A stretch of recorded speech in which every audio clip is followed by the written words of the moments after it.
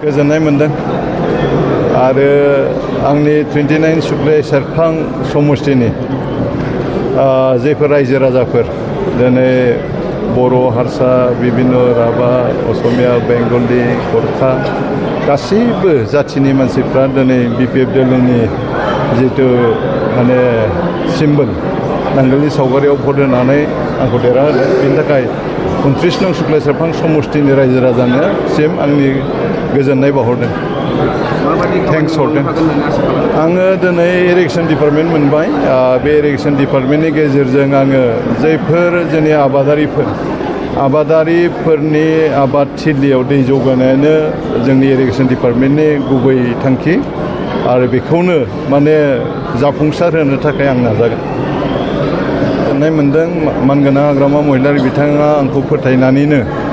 5थि खेबनि थाखाय माने फार्स्टनिफ्रायनो दिनै जोबथासिम आंनोनो सुक्लाय सेरफां समष्टियाव केन्डिडेट हिसाबै बिथाङा आंखौ सेलेक्ट खालामदों आरो बे हिसाबै आङो खनथाम देरहाबोदों आरो खनसे आं जेनदोंमोन आरो देग्लाय देरहाफिनबाय मोनबा इलेक्सननि गेजेराव आं दिनै खनब्रै देरहाबाय आरो हाग्रामा महिलारि बिथाङा जेबायदि रायजो राजाफोरनो खोथा होबोदोंमोन माने जे इलेक्सन केम्पेइनाव हाजार रायजोफोरनि गेजेराव बिथाङा बुंदोंमोन आंखौ इएम होगोन आरो इरिगेसन डिपार्टमेन्टबो होगोन होनना बिथाङा फोसावदोंमोन बेबायदिनो बिथाङा दिनै खोथा लाखिनानै आंखौ इएम खालामबाय आरो इरिगेसन डिपार्टमेन्टनि इएम खालामबाय बेनि थाखाय बिथांनो रोजा साबायखर बावहरबाय